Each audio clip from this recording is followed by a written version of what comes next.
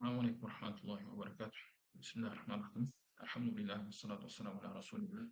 Alamlar yoktan bakılan, o da bir güçlü Allah Teala çekişmelerini aytaylı. Sükumun okulu Muhammed sallallahu aleyhi ve sellem tartana selam aytaylı. Sağ olsunlayız. Nahvi Nuri kitebinin biz gece ismu kana, mubtada jana habar, jana ismu kana. Hem naşıtını marfuatlarla жүрөбүз. Ошол марфуаттардын алтоосунун эмне biz бешөөсүнү бүтүрдүк. Эми ысымдын роф орундарынын акыркысы исму иннага келгенбиз. Эң акыркы орун. Ысымдын роф орундары ошонун акыркысы алтымышысы эмне экен? Сабабу инна. Инна дегенде биз буга чейин өтүп кеткенбиз. Ушул инна деген амил бар. Бул өзүнүн таасирин өзүнөн кийин келген эки ысымга тийгизет. Эки ысымдын биринчисини насып кылат дагы, экинчисини эмне кылат? Бул роф кылат. Мындайча айтканда мубтада жана хабардын башына инна келип, мубтаданы насып кылып, хабарды эмне кылат экен? Руф кылат экен. Бирок бул мубтада жана хабар деп аталбастан, иннанын ысмы, иннанын хабары деп аталат экен. Ошондой инна мубтада хабарга кошулуп, мубтада деген мисалы Зейдин алим, Зейдин жалисун деген. Ошондо инна Зейдин жалисун болуп калат. Мубтаданы насып кылып, хабарды роф кыла турган харф. Инна деген эмне? Харф, таасир берүүчү харф экен. Мисалы инна Зейдан алимун. Чындыгында Зейд билимдүү. Эми бунун мааниси иншалла бул жакта келип калса керек. Инна дегени бекемдөө үчүн. Чындыгында Зейд билимдүү. Чын эле Зейд билимдүү деген сыяктуу. Инна харф. Эгерде могул инна деген ушул хабары инна. Бизде ин деген нерсе бар. Таштити жок, таштити жок, жөн эле ин деген нерсе бар. Бул ин дегени не болуп калат? Эгерде деген бул баягы хуруф шарт деп коет. Ошону эгер деген маани кылат. Ин Зейдун кана алиман, эгерде Зейд алым болгондо факана када када када. Анда мындай болмок деген сыяктуу мисалдар айтылат. Эми биздеги инна таштит менен айтылыш керек. Эми караңыз, инна харфына окшош харфтар бар. Алар ахавату инна деп аталат. Кандай эле бизде туугандар, кече биз эмени өтпөдүк беле? Kana wa akhawatuhu degende ötmedik bile. Ошого окшош иннанын дагы эмне өзүнүн орду бар. Өзүнүн туугандары бар мындайча айтканда. Ахавату инна деп коет алардычы. Мынакей. Кече биз кананын туугандарын өтүп, алардын маанилерин ол жактан дагы айтып келгенбиз. Kana wa akhawatuhu деп коет. Кананын окшоштору. Кыргызчасы анын туугандары окшоштору десе. Андан кийинкиси ахавату инна, ошого иннанын дагы өзүгө окшош туугандары бар. Алар эмне? Ахавату инна деп аталат. Алар инна сыяктуу эле амал жасайт. Мындайча айтканда, амалында, Европтогу амалында иннага окшош эле. То есть эмне? Мубтада жана хабарга келет дагы, мубтаданы насып кылып, хабарды руф кылып. Мубтадага хабарга кошуп, мубтаданы насып, хабарды руф кылат. Алар төмөнкү 6 харф. Алар кайсы экен? Насып хабар иннанын туугандары ахаваттар 6 болгон экен. Баары кайсы экен? Инна, анна, каанна, лакинна, лейта, лаалла деп ушул 6 болгон экен. Булардын маанисини могул жакта айтат иншалла. Азыр айтабыз. Эми бул харф, 6 харф. Булар негизинде харф, бирок таасир берүүчү харфтар. Бул 6 харф хуруфу мушаббаха бил фе'ил деп айтылат экен. То есть бул эмне экен?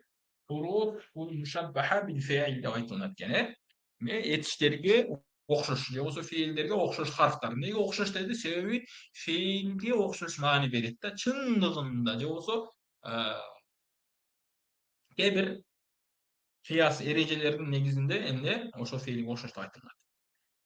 Мисалга лаалла деген ошол үмүт илетин айтылат. Эгерде болгондо депчи, ушу сыяктуу. Лайта деп хатиң деген сыяктуу фе'илге окшош маанини берген себептен жана башка кээ бир башка нерселер бар албетте. Ошолордун негизинде эмне деп аталат экен? Фе'илге окшош харфтар деп аталат экен.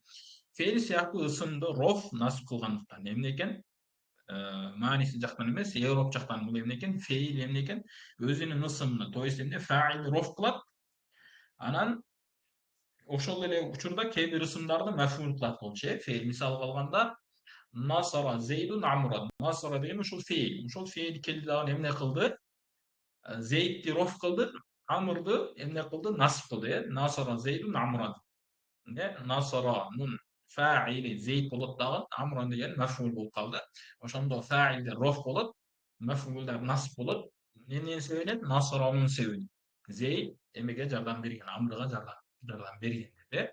Ошол сыяктуу көрдүңүздөрбү эмнеге окшош болду? Себеби тиякта дагы феилдер дагы эки ысымдын алдынан келди дагы бирөөсүн роф кылып, бирөөсүн насб кылды. Бул дагы харфтар дагы эмне экен? Ошол феилге окшош эле кызмат тапшырат экен, кайсы жактан? Роп жактан, Бул харфтын маанилери төмөнкүдөй. Могу маанилери көп китептерде келбейт, ошондон жакшылап ушул жерден карап жазып алсаңыздар болот. Инна деген чындыгында, акыйкатта баягы күчөтүү иретине кирет. Инна зейден алимун, чындыгында Зейд билимдүү, чындап эле бекемдейт сөздүн маанисин. Анна деген бул харф эмне маанисинде колдонуп, эки сүйлөмдү байланыштыруу үчүн келет. Эмне экен? Анна деген сөз бул инна менен аннанын жазуудагы өзгөчөлүгү инна сөздүн башында келет. Анна болсо сөздүн ортосунда келиш керек. Анна болсо сөздүн ортосунда келиш керекчи. Анан экөөгө тең окшош башка харфтар бар. Ин деген, могу таштити жок. Ан деген экөө тең эмне? Экөө башка нерсе уже. Алар хуруф шарт же болбосо ушундай нерсе болуп кетет.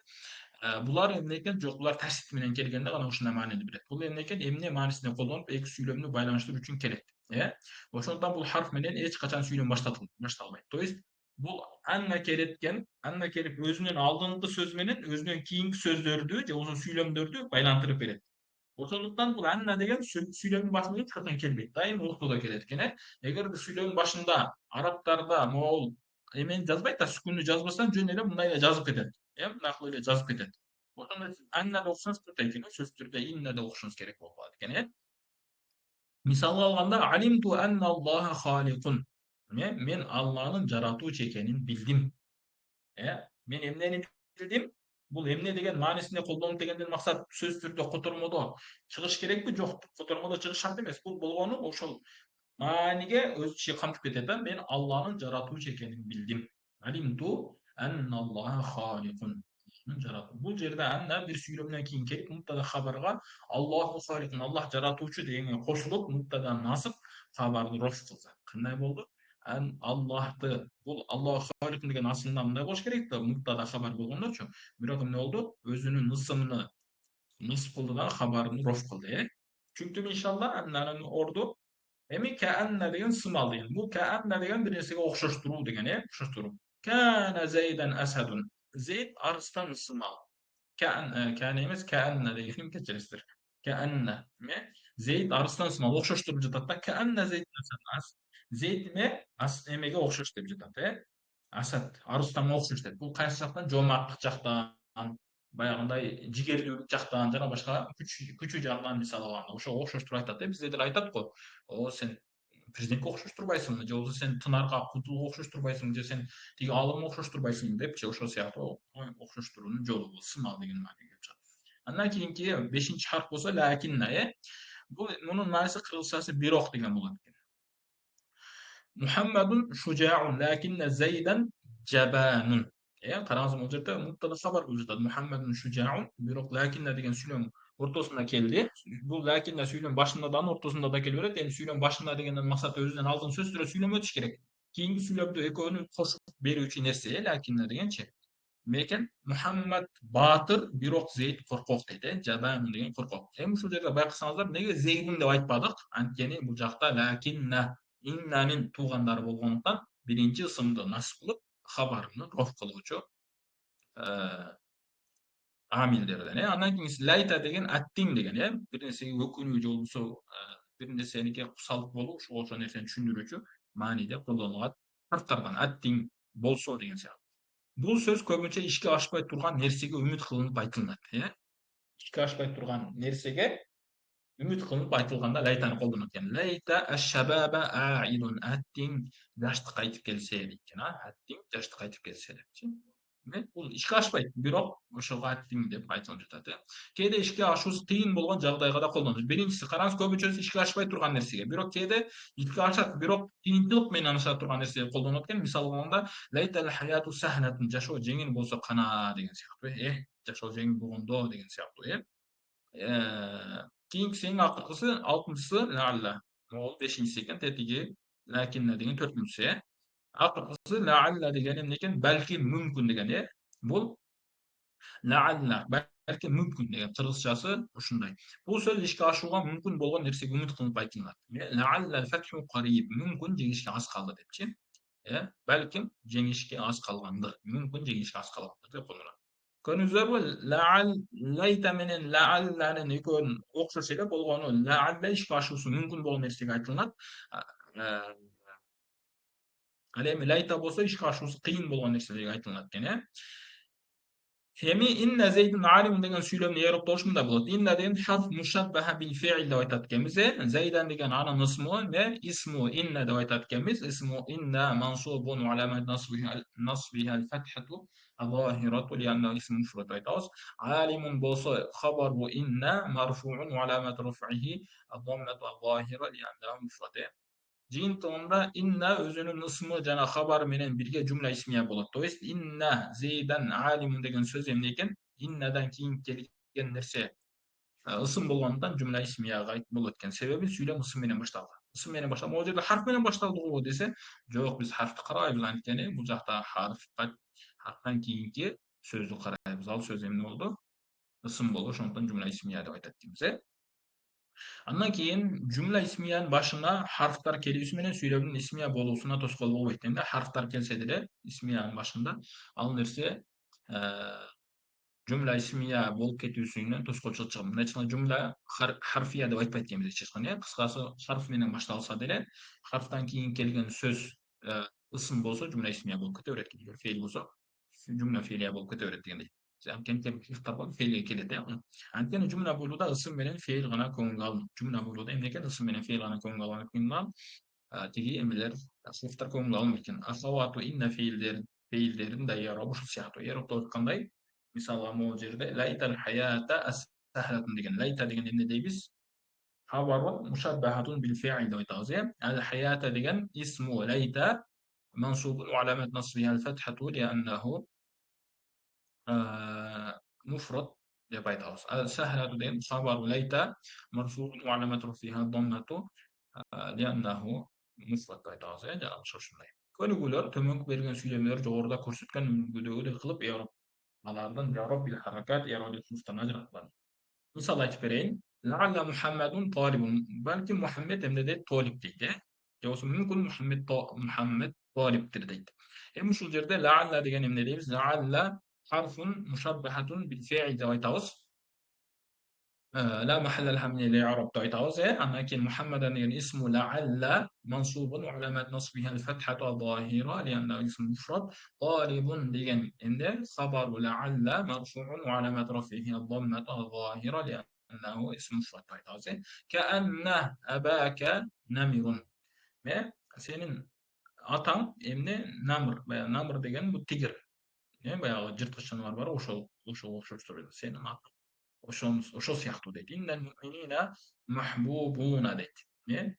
Çındığında Müslümanlar süykümdü deydi. Layta Ayşe'te tairatun. Ne? Ayşe geride eme bolqa kuş bolup kalgan dedi. Hindun qaimatun lakinne Zeyden jalisun. Ne? Hind turup turat, birok Zeyd olturat deydi. Bayağı misallar ayal turup turat, küyüs oturat degan siyahtu. Joğusu çoğun enesi turat, berke oturat deydi. Ya'lam anna Muhammeden nebiyyun. Bilginin Muhammed Nebi deydi.